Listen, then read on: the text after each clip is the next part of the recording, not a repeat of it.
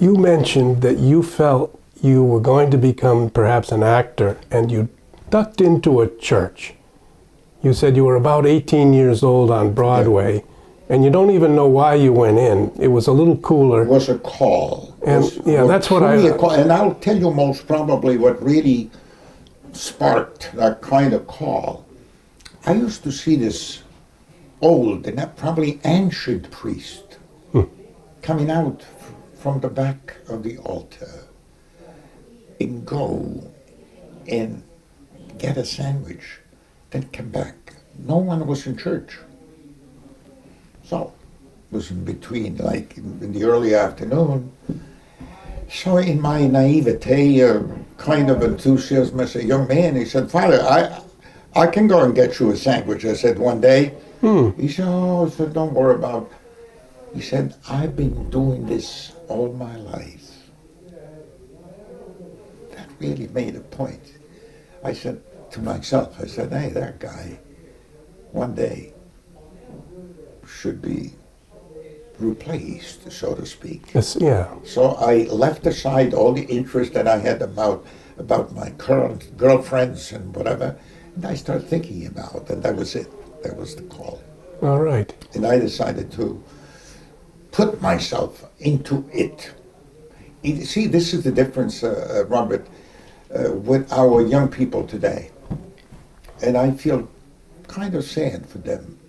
In those days, you're too young to remember, but in those days, once you decide that you wanted to do something, you would put your heart and all your energies on it. Yeah, yeah. Nowadays, they're pulled in so many different directions. They don't know, they're confused, and that's why. So once I started, I dedicated myself to that, and that's why at the age of 22, I was ready to be ordained. I said to my superiors at the time, "I can wait until I'm 25. He said, no, you're ready.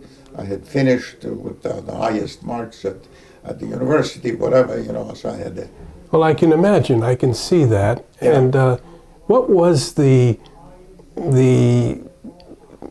intellectual content of the philosophy Yes. and even the Latin that you were studying? What did that mean to you? I actually, I have to tell you, I loved languages.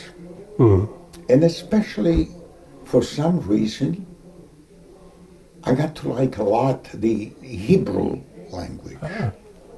And so here comes to a difficult point. I'll tell you why, because I went through the text, the Hebrew text of the book of Genesis. Don't call me a heretic, but at one point... Well, Scripture has to be interpreted. At one point, I said, wait a minute, there is something here.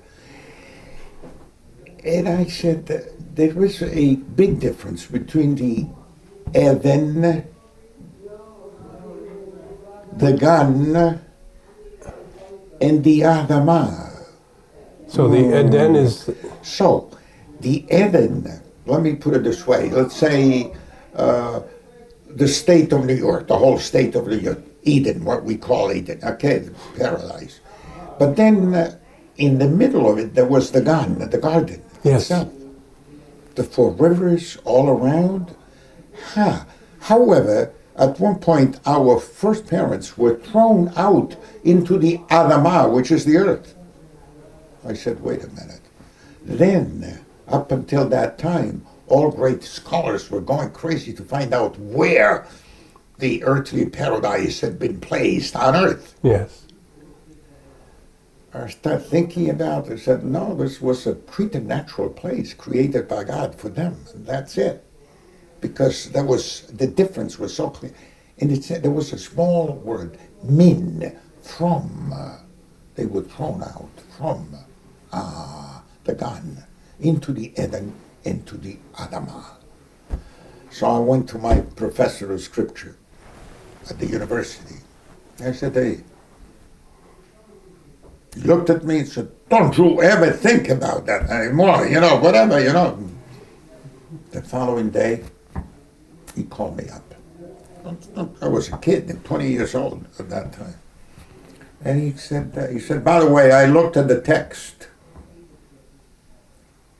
You were right, but let's not talk about it. Mm.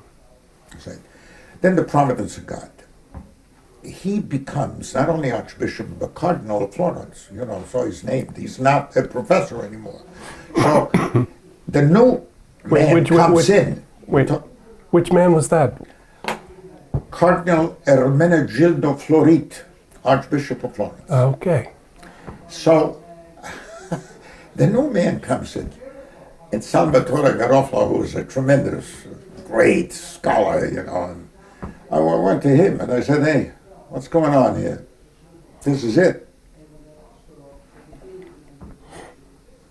He looked at me and he said, I want you to write your doctoral dissertation on it, on this. And that's when I started thinking about it. At the age of 23 and a half, I defended my first doctoral dissertation.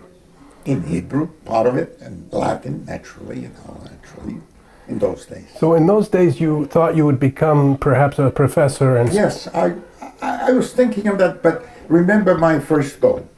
I wanted to be a priest.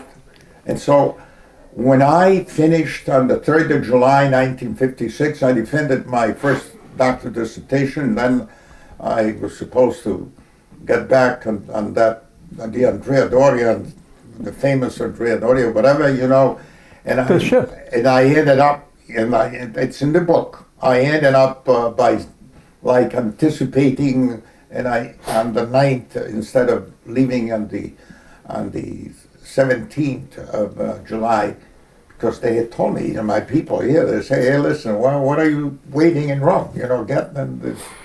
I was able to get this other thing, and I did. And so the first appointment, I was helping my uncle in Yonkers, St. Anthony's, when he was pastor there, but then I was given as a summer appointment, Our Lady of Mount Carmel, 187th Street was my neighborhood, but 9 priests were there. I was the kid, in those days. The pastor was a bishop. A bishop was a tremendous experience for me, and I loved it. I figured, wow, this is it. This is my goal, being with the people of God. Yeah. Then things changed. When in 1959, and again, it's my book, I had this first encounter with an inspiration of my life, and that was Fulton Sheen. And I had this, let me call up, because I had read almost anything that he had written, and I had some questions. A young kid, like me. Mm-hmm. And I said, wow, I would like to speak to the bishop. I think it was a normal thing. In those days, it was the peak of his popularity, a person had 40 million viewers, and the audience was 40 million. I mean, it was an incredible, but I didn't realize, being young. So I called 366 Fifth Avenue, the National Office of Propagation of the Faith. I called. And I said, I'm a priest of the Archdiocese, and I don't know, I have some questions for the bishop. Silence. Later on, Edith Brownette, God rest her soul, a wonderful secretary, she said later on to me, said that, I have to tell you that I did not know what to say, I mean, talking about heads of state, they were waiting to have an appointment. And then I said to you, and she said to me, well, I have to talk to the bishop. All right. So she comes back, she said, how about 3 p.m. tomorrow afternoon? I think it was a normal thing. So, but she said only 15 minutes. Okay, that was it. So I get on the train the following day, come down. I wonder if it was only 15 minutes. Yes, and then it comes to the point, we start. I'll never forget. He was there behind the screen, and he answered almost with monosyllables, but he would look at me intently with those piercing eyes. And I didn't realize that we had 44 minutes of, questions to answer. Then at the end he said, well, he took his latest book, The Life of Christ, and he wrote, "The Father, what's your name?" I said, "Hilary," or whatever, you know. So naturally, I still cherish that book. He said, "As a tribute to a good and learned priest, fraternally, Fulton J. Sheen." But I had not read it, you know. Later on, I did, you know. And then he said, "What are you doing tomorrow for lunch?" Ah. Well, I said, "You know, I'm a parish priest. You know, I have to ask my pastor." And that's when the whole thing started, because the following day I went down. My pastor did not like the idea. He was mad, as I say in my book. But I went down 109 East 38th Street, which would be my residence later on.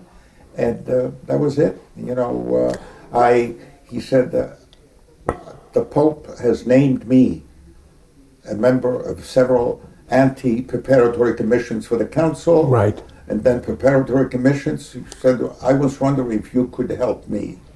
There you go.